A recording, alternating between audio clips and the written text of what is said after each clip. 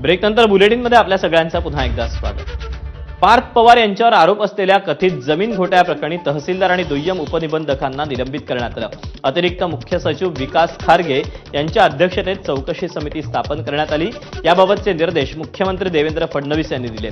पुणे तहसीलदार सूर्यकांत येवलेंना तात्काळ प्रभावानं निलंबित केलं। त्याचप्रमाणे हवेली क्रमांक 3 चे दुय्यम उपनिबंधक रवींद्र तारू यांचंही निलंबन केलं। मात्र आपण व्यवहार केलाच नाही अशी प्रतिक्रिया निलंबित तहसीलदार सूर्यकांत येवलेंनी दिली। त्याचप्रमाणे निलंबनाचा आदेशही आपल्याला मिळाला नसल्याचं येवलेंनी सांगितलं। एबीपी माझाशी बोलताना त्यांनी ही प्रतिक्रिया दिली। दुय्यम निबंधकांचं तर निलंबन झालेलंच आहे, मात्र तुमच्यावरती जी कारवाई करण्यात आली आहे तर ती का मग करण्यात आली? तर तुम्ही म्हणतात तुमची पण नाही, मलाच अजून तो आदेश मिळाला नाही। आदेश मिळाल्यानंतर मी बोलू शकतो।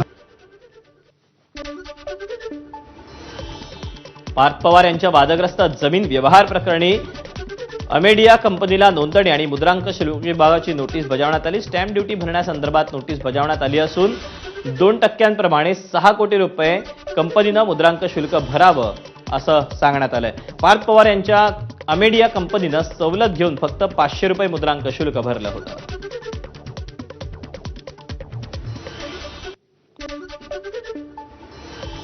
मुख्यमंत्री देवेंद्र फडणवीस यांनी पार्थ पवार यांच्यावर होत असलेल्या जमीन गैरव्यवहार प्रकरणाची गंभीर दखल घेतली।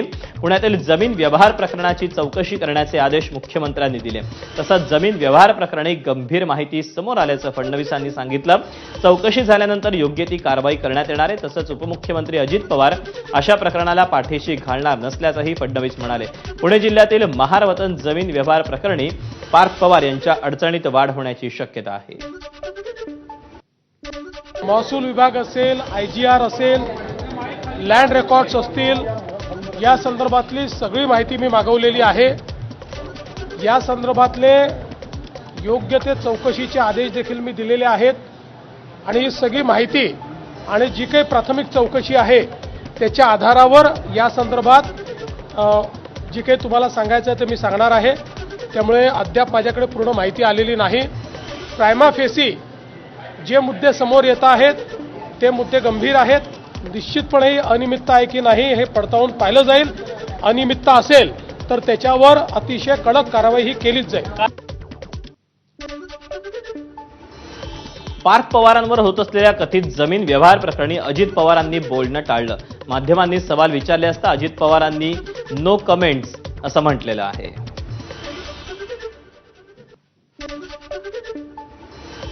पार्थ पवार जमीन प्रकरणात पार्थ पवारांवर पूर्ण विश्वास आहे। पार्थ पवारांच्या आत्या सुप्रिया सुळेंनी पार्थ पवारांची पाठराखण केली आहे।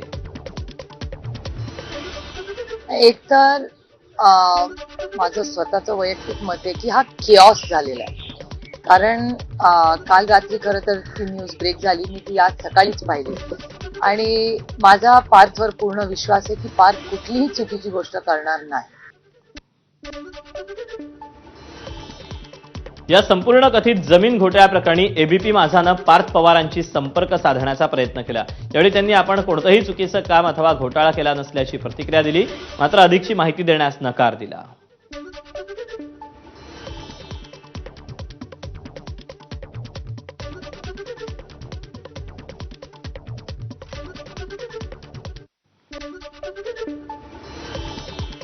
महार वतनाची जमीन परवानगीशिवाय खरेदी करता येत नाही। सरकारनं जमीन व्यवहाराची चौकशी करावी अशी मागणी एकनाथ खडसे यांनी केली। तर चौकशी होईपर्यंत अजित पवारांनी राजीनामा द्यावा अशी मागणीही खडसेंनी केली।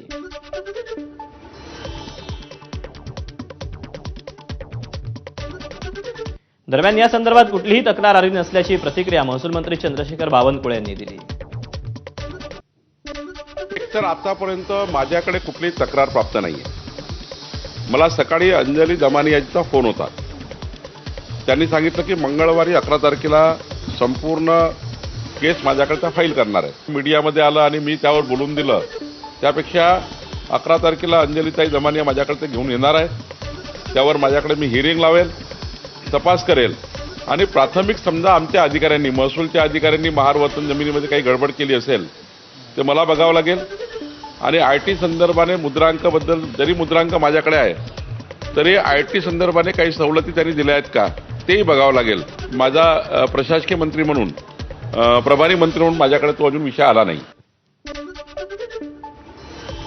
पार्थ पवारांच्या जमीन व्यवहाराच्या कागदपत्रांमध्ये चुका असल्याचा सामाजिक कार्यकर्ते विजय कुंभार यांनी आरोप केलाय. कागदपत्रांमध्ये मुंढवा भाग पुण्यातील मुळशी तालुक्यात असल्याचा उल्लेख असल्याचा विजय कुंभार यांनी आरोप केला. तर अमेडिया एंटरप्राइजेस कंपनीचे भागीदार दिग्विजय पाटील यांच्या नावापुढे चक्क स्त्री असा उल्लेख असल्याचं देखील कुंभार यांचं म्हणणं आहे.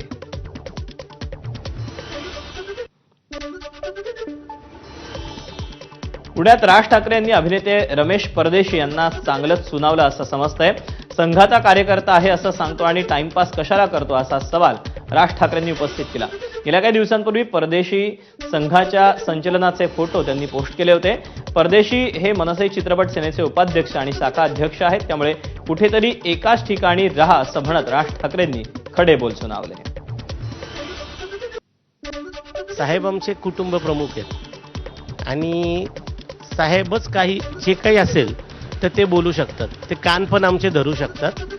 साहेबांनी एवढंच म्हणाले, अरे ते फोटो बघितला म्हणजे काय म्हणलं, साहेब ते जुने. हा नाही नाही ठीक आहे रे म्हणे, काय कुठं करत असताय सगळ्या गोष्टी, असं ते बोलण्याच्या ओघात बोलून गेले फक्त. बाकी त्यांनी मला स्पेसिफिक असं नाही, कारण त्यांचा सगळा जो काही रोष आणि जी काही आजची नाराजी होती ती आज शाखाध्यक्ष पदावर जे लोक असलेले त्या लोकांनी याद्यांवरती नावं दिली नाहीत हे होतं. राज्याचे माजी मुख्यमंत्री उद्धव ठाकरेंच्या मराठवाड्या दौऱ्याचा आज दुसरा दिवस आहे. यावेळी त्यांनी शेतकऱ्यांशी संवाद साधला. शेतकऱ्यांनी आपली कैफियत उद्धव ठाकरेंच्या समोर मांडली. यावेळी ठाकरेंनी मुख्यमंत्री फडणवीस, उपमुख्यमंत्री अजित पवारांची एक ऑडिओ क्लिप ऐकून दाखवली. या ऑडिओ क्लिपमध्ये दोन्ही नेत्यांनी शेतकऱ्यांना कर्जमाफी देण्याचं आश्वासन दिलं होतं. तसंच ठाकरेंनी यावेळी मुख्यमंत्री फडणवीसांवर टीकेची झोडही उठवली.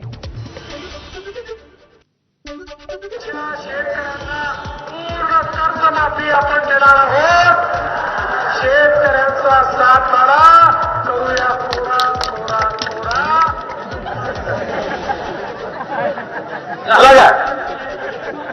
टाळ्या बाजूला टाळ्या बाजूला टाळ्या.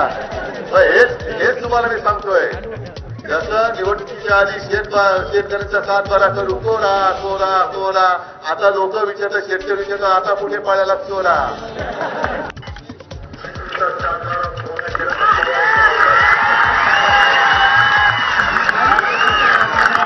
सध्या जनतेला स्पष्ट सांगतो, 31 तारखेच्या आत आपापले पैसे भरा पीक कर्जाचे.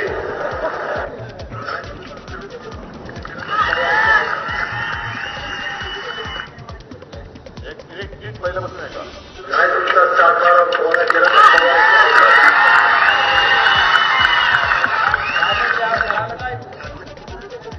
आता काय लावायचं, आता कोणाची अवलत लावणार. म्हणजे खोटी माणसं एवढे निर्दयी, म्हणजे मी नेहमी सांगतो की दगडाला सुद्धा पाजर फुटेल, पण ह्या निर्दयी निष्ठुर राजकारण्यांना पाजर फुटणार नाही. यांना पाजर तुम्हाला आणि आपल्याला मिळून पडावं लागेल. उद्धव ठाकरेंच्या मराठवाडा दौऱ्यावरून क्रीडा मंत्री माणिकराव कोकाटे यांनी टीका केली. उद्धव ठाकरेंचा दौरा हा राजकीय स्टंट असल्याचं कोकाटे म्हणाले. तर नियमाप्रमाणे शेतकऱ्यांच्या खात्यावर पैसे जमा होतील असंही कोकाटेंनी म्हटलं. उद्धव ठाकरे काय बोलतात, सुप्रियाताई काय बोलतात किंवा राहुल गांधीजी काय बोलतात, हा विषय विरोधी पक्षांचा, लोकांचा, त्यांच्या भांडवलाचा चर्चा करण्याचा विषय होऊ शकतो. परंतु काही ज्या शेतकऱ्यांनी केवायसी केलं नसेल, ज्या शेतकऱ्यांनी पंचनामे झाले नसतील, त्यांना घर बसता कसे पैसे देणार शासन. पैसे तर सरकार देतंय, त्यांच्या नावावर जाण्यासाठी जी प्रक्रिया पार पाडायची आहे ती प्रक्रिया ते पार पाडत नाही आणि म्हणून ते फक्त राजकीयदृष्ट्या स्टंट करतात असं माझं मत आहे. महाराष्ट्र राज्य स्वयं पुनर्विकास प्राधिकरणाला आर्थिक निधी उपलब्ध करून देण्यास वित्त विभागानं स्पष्ट नकार दिला. हा विरोध डावलून प्राधिकरणाला 5 कोटींचं स्थायी तर 495 कोटींचं फिरतं भांडवल असा 500 कोटींचा निधी उपलब्ध करून देण्याचा प्रस्ताव हा तयार करण्यात आलाय. दरम्यान यानंतर उपमुख्यमंत्री अजित पवार बोलतात, आपण ऐकूया.